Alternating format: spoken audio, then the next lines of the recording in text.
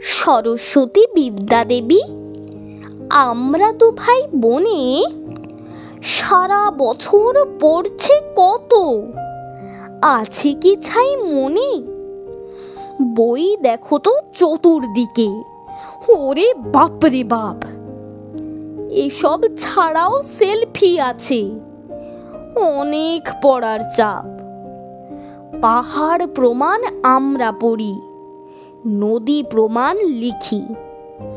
তুমি বলো, এই মাথাতে আর ঢোকাবো কি?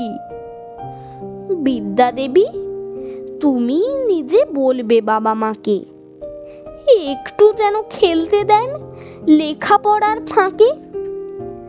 বাবা মাও তো ছোট ছিলেন, ছিল না শখ কোনো, তবে কেন খেলতে যাও বলেন না কখনো?